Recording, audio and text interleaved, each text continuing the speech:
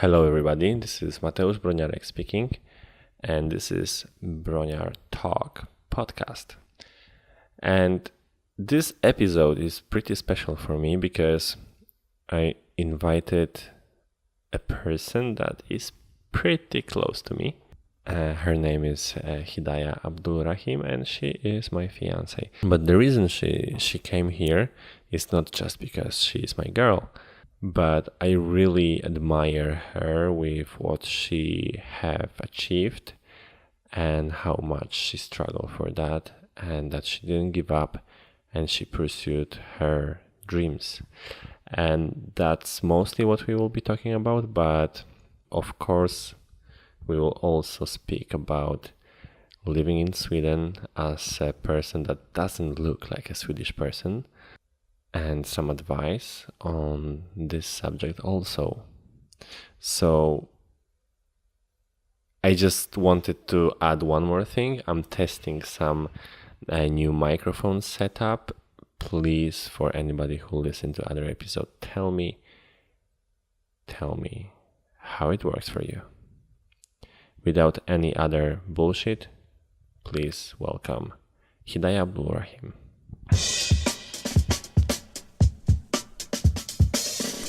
Okay. Hidaya. Yes. How is it to be engaged to the genius? It's awesome. If I was engaged to myself. Okay, hello everybody. Today I'm here with Hidaya Abdulrahim, who it happens that she is my fiance, and probably she will spend the rest of her life with me. But there is a one really specific reason why I wanted you to be my guest. Mm-hmm. It's not just because you are my fiance. No. There is something I really admire you about. Admire about you. I admire you because of one specific thing very much. Mm-hmm. So last month you started medical school. Yes. A doctor program. Mm-hmm. And how many years did you try to get there? Several years. No, but seriously.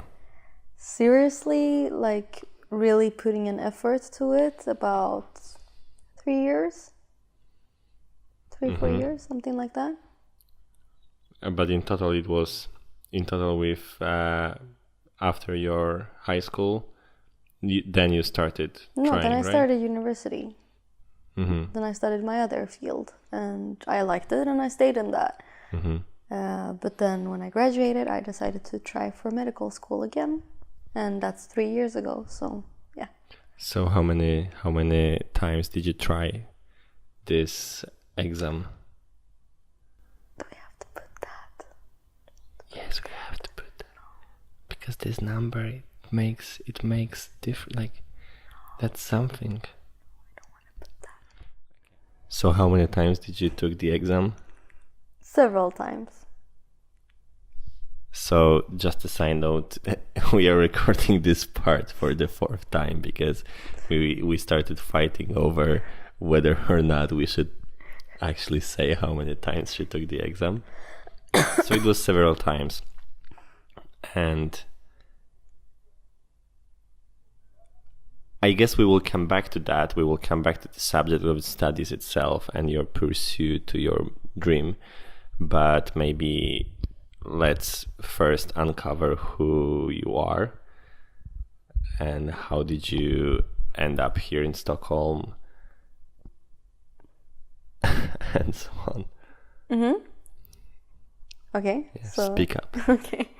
So I'm Hidaya. I was born and raised in southern part of Sweden, or middle part, but southern from where we are now. I lived there my whole life until I was 18. I graduated high school and I got into the university here in Stockholm. So I moved up here and I started my bachelor's degree 3 years and finished that and then I was working and studying my master's, and then now 3 years later, here I am in medical school. Okay. Why do you want to become a doctor? Well, I am very fascinated by the human body. I want to learn as much as possible of how it works. I want to work with people. I want to have a job where I will never be fully taught, but I always have to keep building on myself and building on my knowledge. And also, after my bachelor's degree, I have like one part of the knowledge, and I know now that when I add my medical license knowledge, I will have even more, like how to treat the patient and what's what. Is that a good answer? I don't know, I guess every answer would be good. It's several reasons. It's not just one reason. And of course, it's also like to help people, but helping people, it's not... And make a lot of money. No, it's not my main point. But you will make a lot of money. Well, it depends where I work. Like, I wouldn't mind working a lot voluntarily. I mean, there are many parts of the world that needs healthcare. Probably even more than here, because they need it for much simpler things that we take for granted here. So, and volunteer work, it's volunteer work. So it's not about I don't know. money. My main reason isn't to make money or to have a fancy title or anything. No, it's not my main point. It's just a bonus, but it might not even be a bonus depending on where I work. Okay. So, yeah, just to sum up who you are. You were born in Sweden, but you're not really Swedish. Both your parents are from Ethiopia. Yes.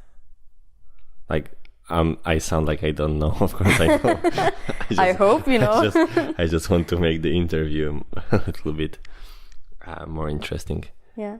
And for the people that can't see us, that's important to say that you don't look like a Swedish girl. No, I don't.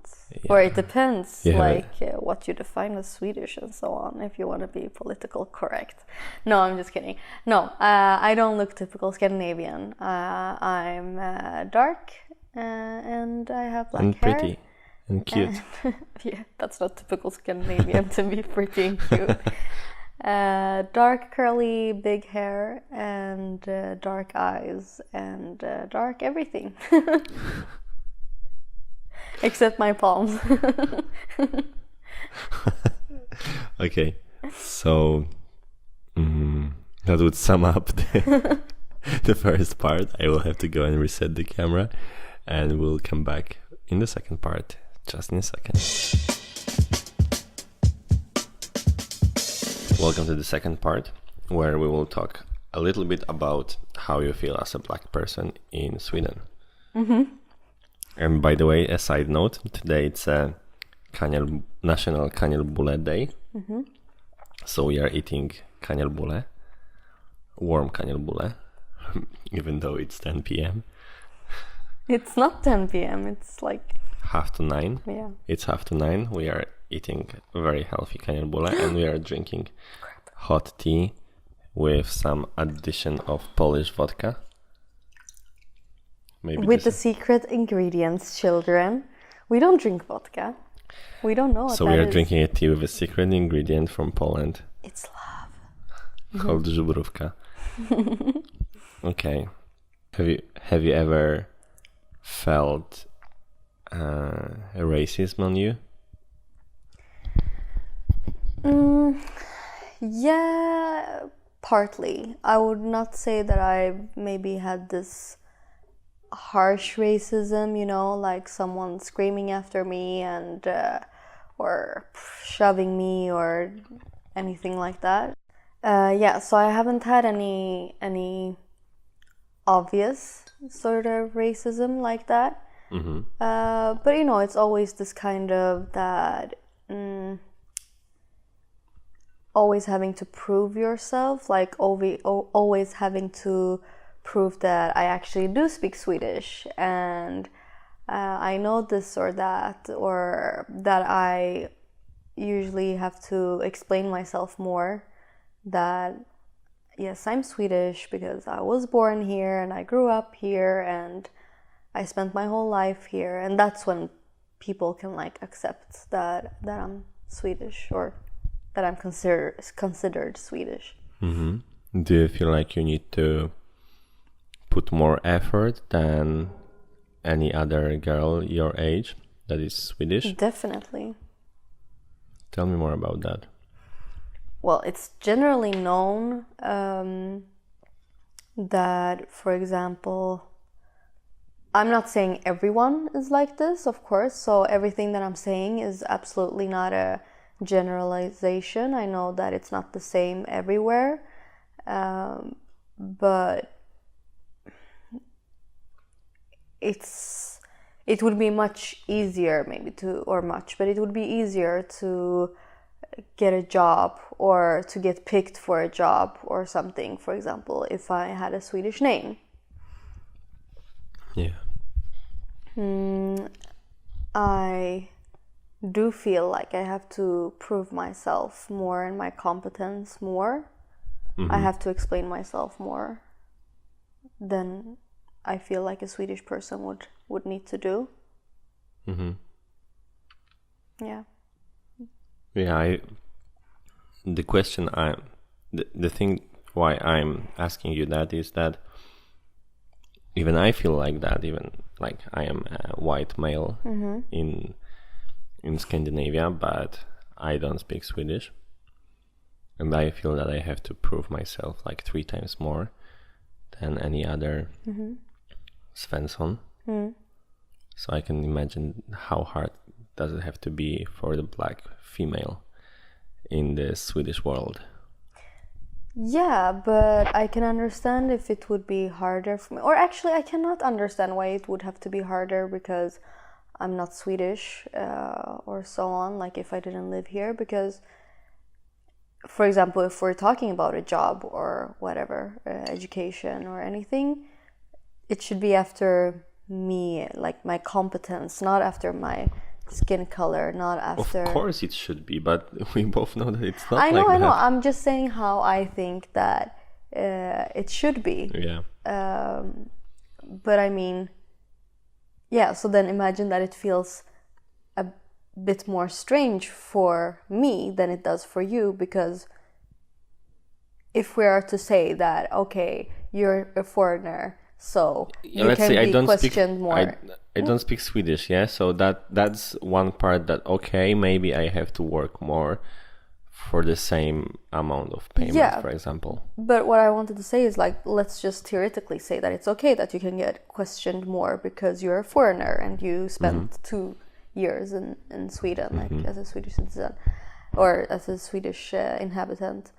And then imagine how much more strange it is for me that I maybe even have to explain myself more than you, even though I am Swedish and I spent 25 years here, my whole life. And you don't know any other home than this. No, like, this is the country that I know. Yeah, exactly. This is where I lived my whole life.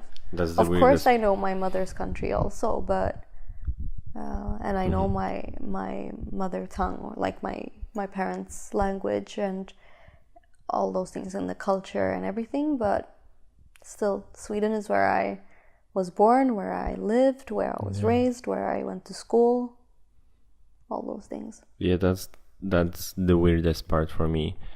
Like, when I get to thinking that you might be feeling not wanted in the place where you actually feel like home.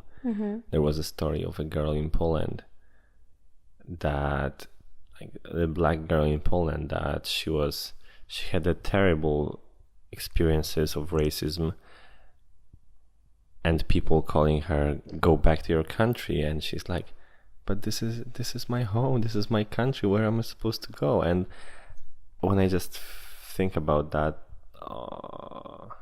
I can't even imagine how it feels. Yeah, I understand her. Or I get it. Did you ever think about moving out of Sweden? Yes, of course. Will we move out of Sweden right after your studies? That's off the record. No, I want to have it on the tape, you know. I wouldn't mind. Yes.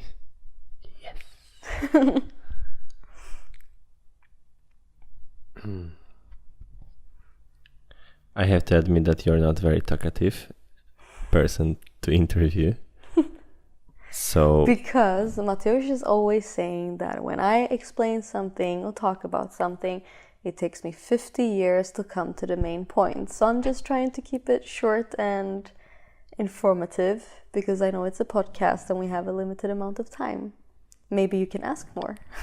Okay, we have 3 more minutes in the second part. Okay. And I want you to add something about the racism subject. Well, then I will probably choose to say something positive. Of course not positive about racism, but a positive mindset. That's great. I guess it's, because we know all about racism. We know what it means and how it happens and that it's a bad thing and so on. So it's no point for me to ramble on about that. What we don't know maybe, or what we don't think about, is what we should do instead. And what I feel like we should do is to just see the person in front of you. Don't see a color or ethnicity or language or religion, but see that there is another human in front of you. Okay, but don't you think that all this racism bullshit doesn't come from, I can see different color. It doesn't come from that. It doesn't come from that I don't think that you are worthy or something. It just comes from that I am scared. But scared of what? For example, of unknown. But are you scared when you are going for a trip to Spain? That's also something unknown. No, that's a good point. But I mean, if it's not an obvious hostile person standing in front of you with a gun to your head, then what is there to be scared about? It's just an encounter. You're not gonna forced to. You're not. No, I know it's not you, of course, but I know. You're not forced to stay your whole life with that person, or marry that person, or be friends with that person. Very rarely you're in that situation. Often it's just about like a few minutes of a meeting, and just not being a dick to that person. Yeah. Exactly. But just accepting your differences. I mean, you do it with your peers, so why wouldn't you do that to other people? Yeah. Just for a record, I have to say that the whole relationship with you made me open my eyes to so many things about different people, different cultures, different lives. Like, seriously, the world is so big and so beautiful, and we usually just tend to close ourselves to our few kilometers around our home. Yeah, and for me, I guess it was a bit reversed. For me, it was I've always been pretty open to other cultures and other people, and yeah, obviously. Yeah. So for me, even though, in Sweden, I don't know, people do tend to maybe travel a lot, and at least, they see other ethnicities. They know about different ethnicities and so on. But when I met you, I really realized that there are people, not just you, but that there are people that are so enclosed to their country and their culture, and they know shit about others. They barely know Yeah. what other kind of people exists in the world, and that was really, I don't know what's the word, fascinating, but in a negative way. Like, it surprised me. It made me shocked to see that it actually exists in today's world where media is so big and when you have it's so easy YouTube to travel, and when society has never been more open.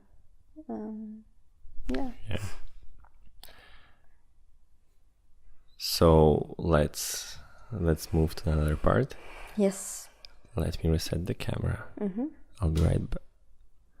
We were in recording for some time now, so on YouTube there will be a black spot. But oh well. Welcome to the third part. Welcome. Is it a good kanelbulle? It's so good. Yeah. But it's taking me so long to eat it. First of all, I want to say that I really didn't want this podcast and this conversation to be about the race and racism and just how bad it can be. I want it to be a positive and motivating. And it's just funny to see how you eat it, knowing that it's being recorded. I didn't want it to be negative. I really want to have it very positive, very positive outcome, because your story is fascinating for me, because I saw how much you struggled to get to the medical school. Yeah. And okay, let's leave behind all this race stuff. Yes. We will probably never... That's a never-ending story anyway. Exactly, yeah. So tell me more about this journey, and how the hell did you stay motivated so long? First of all, I think to be motivated and to be sure of what you want to do, and that you are willing to do it, like to do what's necessary to reach there. You really have to want, like, you really, really have to want it. You have to know that it's something that you want to do, and that is something that is right for you. But okay, I'm also being a bit contradictory, because sometimes you do want something very, very bad, and it turns out that it's not what you expected, and that's fine too. It's like, at least you fought for it, and it's not a negative thing. But for me, what was the question? How did I stay motivated? Yeah. I knew that it's something that I really want. I knew that it's a topic that interests me very much. I have a very big interest in that. But you already had a job that you liked. Like, you were paid pretty okay, and you started to settle down your life, and now you throw all this out to come back to be a student. I wouldn't say that I'm throwing it out, because it's still a experience that I have with me, and it's still knowledge that I gained so much, and that is actually helping me a lot now, and that will always help me. And so I don't see it as I'm throwing away something that I had, but I'm just building on it. Yeah, okay. How did you feel when... What are you doing with your leg? I'm just stretching my leg. Okay. How are you feeling when, like, this long evenings on Sky when I was teaching you math? or I was trying to help you with math. You helped me a lot with math. It wasn't working Mateusz so much. is very mathematically talented, and I'm not so much. And for this exam, I needed to know some mathematical parts. And we would have like Skype dates, or not Skype dates, like Skype dates, like Skype meetings, where I would like share my screen and show him the questions and like translate the questions because it's in Swedish. And we would he would help me, show me how to solve it, and I would just practice and practice and practice. But people really don't realize how much of that it was. And I wish we had counted the hours. Yeah, and like, come on, I think that 95% of people would easily give up. But you didn't. What was inside you? Like, first of all, I don't want to speak like you are a doctor. It can, like, so much can happen. Yeah, it's still 5.5 years. You are 1 month in the university and you're talking like you have a Nobel Prize. But I mean, like, I think I would give up. I would find some other way. So maybe it wouldn't be something that you really wanted. But with that said, I also think it's important to feel like it's okay that you want something really, really bad. And you're fighting and fighting and you're failing and failing. It's okay to take a break. It's okay to take a break, focus on something else, do something else, recharge, refuel. I mean, you might find something else for you, but then you might also find something else that makes you realize how much you actually want your old dream. And maybe it doesn't matter how much time it took for you to realize that.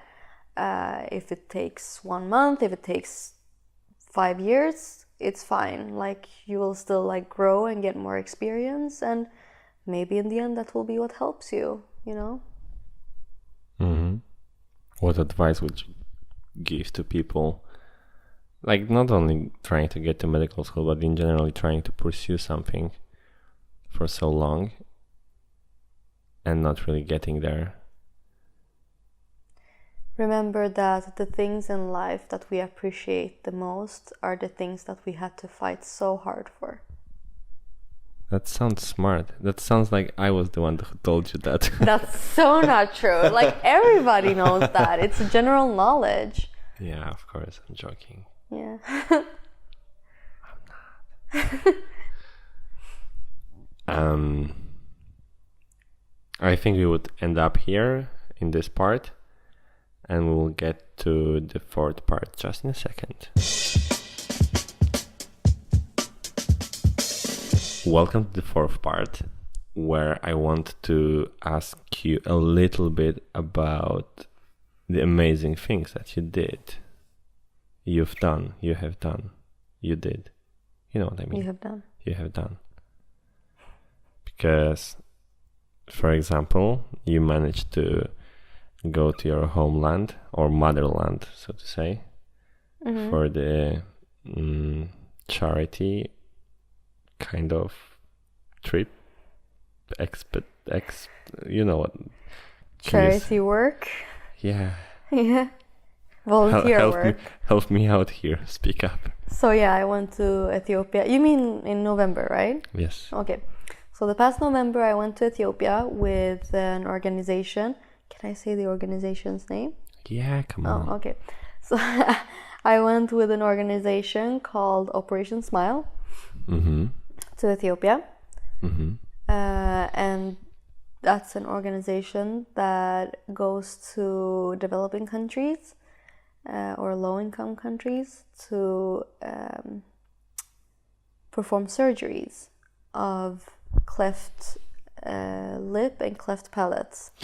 Okay, for normal human beings who have no idea what she just said, there is this disease, or like the problem when children are born, that the upper lip doesn't come or together. The palate, or it can be open, so to Yeah. say. And usually here in Scandinavia, in the Western world, or what to say, we don't see that on children that are older, because It picks up. within like a few days it's Mm-hmm. it's operated here, and you usually see the scar on the upper lip. Mm-hmm. And that's why you know that this person had that when they were a baby. But in many countries, for example in Ethiopia, children actually grow up with that, and it's extremely stigmatized. So it's a huge issue for them in social life and in health life. So yeah. So what did you do there? Why did you go there? I have been active in Operation Smile as a student volunteer, which means that we have been informing people about Operation Smile and what they do and so on. And also as a student volunteer, we sometimes get chosen to go to a mission and write stories, like a journalist. But to write stories about families there and interviewing them, and also interviewing other workers, doctors, nurses, administration workers, locals, volunteers, everything. You know, it's awesome what you did there. You made a really good job. I hope so. And just my question is, why the hell don't you have your own blog or vlog? Like, you write so good, you can speak. You're I don't good think with what anyone you would do. be interested in watching or hearing what I have to say. No, I don't know. Like,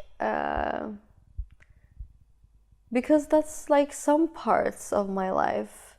You know, it's not like I go on missions every month. If I did them, for sure I would write about it. But, you know, still majority time of my life, I'm any other privileged person. Like, Yeah, but I mean, like, let's leave this charity for a second. I wanted to segue that to the conversation. Why the hell did you? What's your take on vlogging? yeah, I mean, you vlogging. it's not my thing. I find it very hard to speak in front of the camera. Okay, but what happened 1 month ago? I decided that maybe I want to try vlogging. And you gave up. No, I didn't give up. Like, I was recording for one day, and I was like, oh my god, this takes so much effort, like, of my mind. You didn't even get to the editing. I know, but it's like, you know, all the time I was thinking like, oh, I should record this. Oh, maybe I should record this. But wait, if I'm gonna record this, to make it look good, I have to hold it like this. Oh no, but the lighting is wrong. Like, no, it was too much. Overthinking. Yeah? Yeah. Well, it was too much. Anyway, I wanted to say that it's not just first, like, any medical student that I brought here for the interview. I wanted to say, why did my screen light up? I wanted to say that the person that I brought here for the interview is an amazing person. Aww. And I'm not saying that just because she's my fiance and I have to say that. I'm not, really. I mean, you're a very impressive person with trying so hard to get to the medical school and actually getting there with your charity work, with, like, last year working, studying, finishing your, like, masters and learning Polish and whatever else you've been doing. That's awesome. That's really awesome. But that's one thing I have to say though. Focus on just a few things in life. That's also like one important thing, I think, to reach your goals. Don't like try to do this and that and this and that. Like, focus on some things. And that's what I learned the hard way, because I wanted to do everything at once. I wanted to do this, I wanted to work, I wanted to study, I wanted to learn some new language, I wanted to have a social life. I wanted to dance. And it was just very, very intensive, and it just made me, I don't know, very tired and very stressed, and nothing turned out to be like extremely good, just like good or very good, some things, but not anything that was like bam, you know? Mm-hmm. So I think that's a main thing. You always have to keep your sanity, to keep your stress levels low, and focus on one thing at a time. Like, hopefully you have a lot of time, hopefully you're gonna live long, hopefully you're gonna have some years to do whatever you want to do. And even if you don't, if you are to die next week, you wouldn't want to die being stressed and not really accomplishing anything really, really good, right?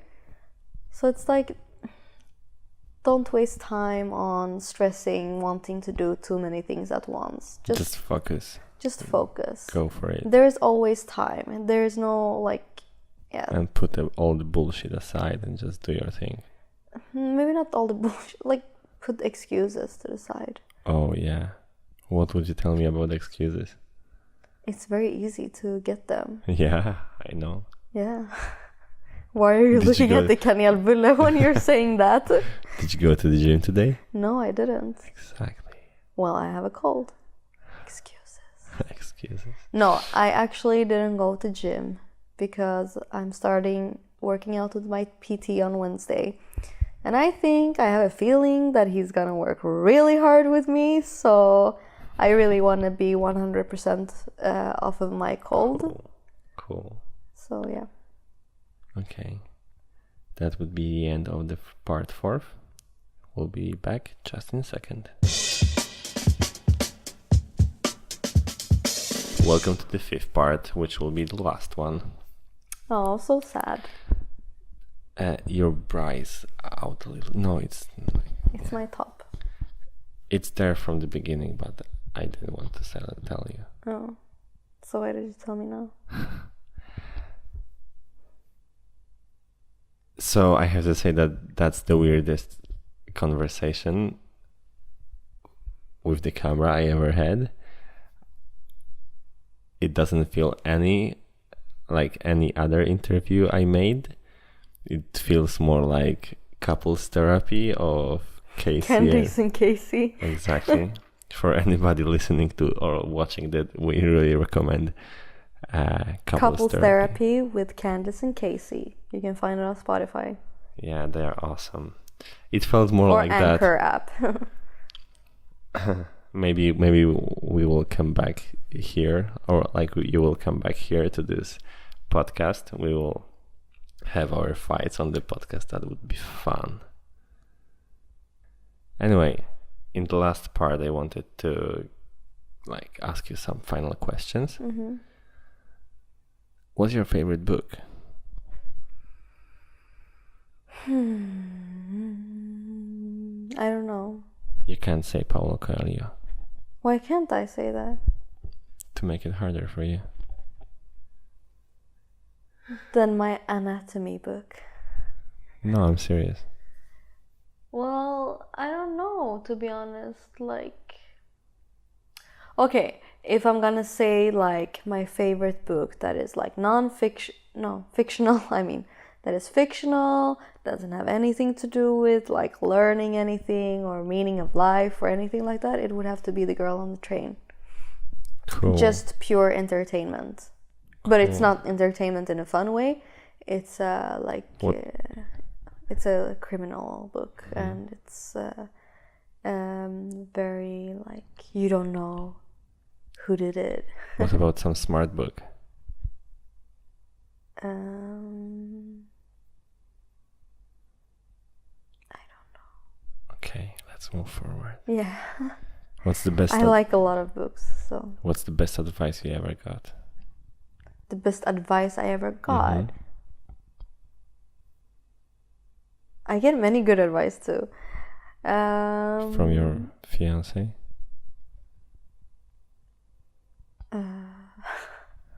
Are you fishing for something specific now? I'm nervous. No, I'm joking. Yeah. No, but you always tell me not to give up. Yeah. But I mean, in general, what's the best advice you got? To always be myself.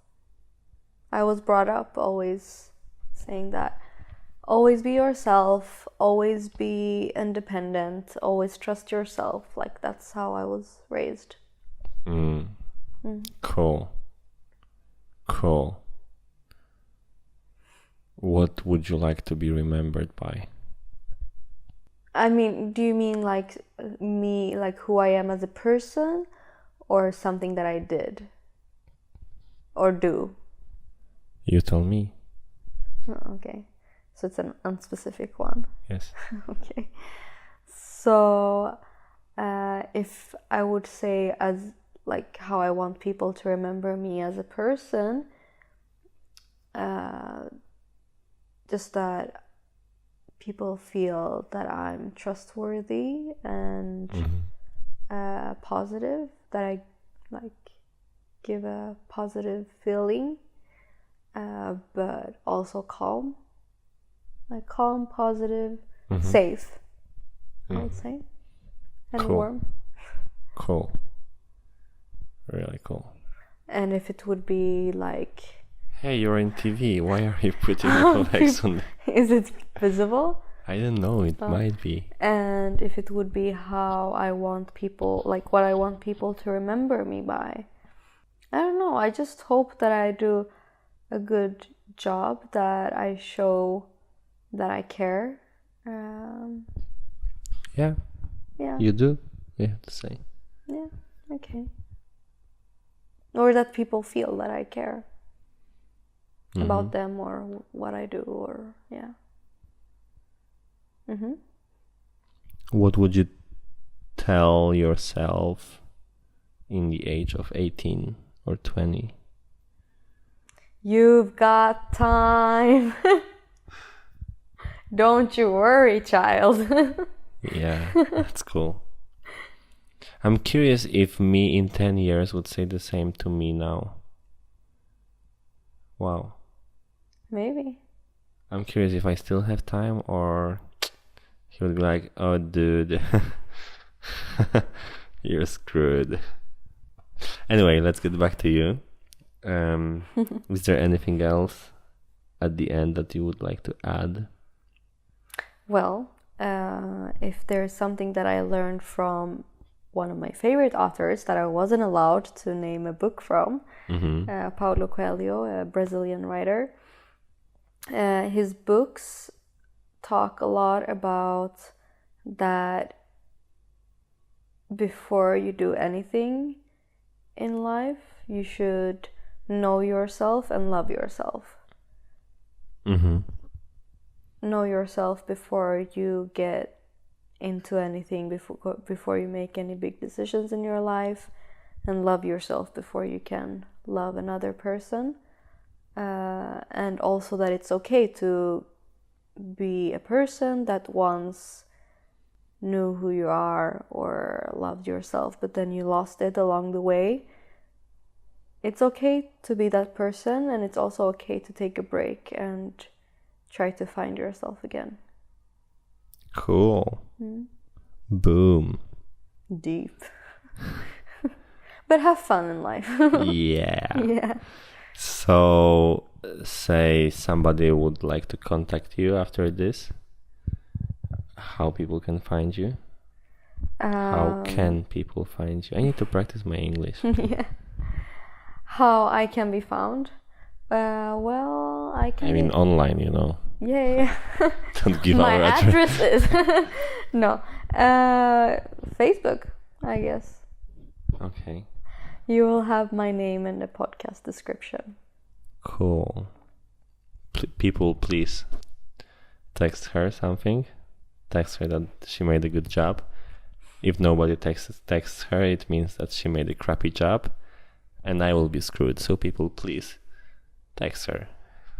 Thank you for this. Thank you. It was a pleasure to interview you. It was a pleasure to be interviewed. I hope I kept it short. Yeah. I tested some new style here, new way of talking to people. I'm not sure if it's working or not. So I guess it it's was a great. little bit of a laid back podcast today. Yeah. Your other podcasts are very I actually liked it. maybe a bit personal, I think, today. I felt more like Joe Rogan. Okay. No, I just mean like sometimes you need to mix in some personal stuff too, and I know that this podcast is something for entrepreneurs trying to make their way into Sweden. Yep. But I hope that it's valuable even for them or for anyone listening. Yep. To know that you're not alone. It's happening to everyone, even Swedish-born people. Mm-hmm. And also to, it's a struggle to make it. But you can make it. You just need to put a lot of effort. And sometimes you need to put a lot of effort for years. A lot. But, it doesn't mean that it's a less value in that. It's actually more. And remember to also focus on one thing at a time. And keep your sanity. Mm-hmm. Thank you. Thank you. Thank you for listening to this podcast. It was a really great pleasure for me to interview Hidaya, but on the other hand, it was one of the most conversation I ever had in front of the camera and microphones. So thank you for listening to that. I hope that you enjoyed that. If you did, please leave me a subscription either on YouTube or Anchor or iTunes or any other software that you use, and text me or text Hidaya. Let me know what you think about that. Have a great day.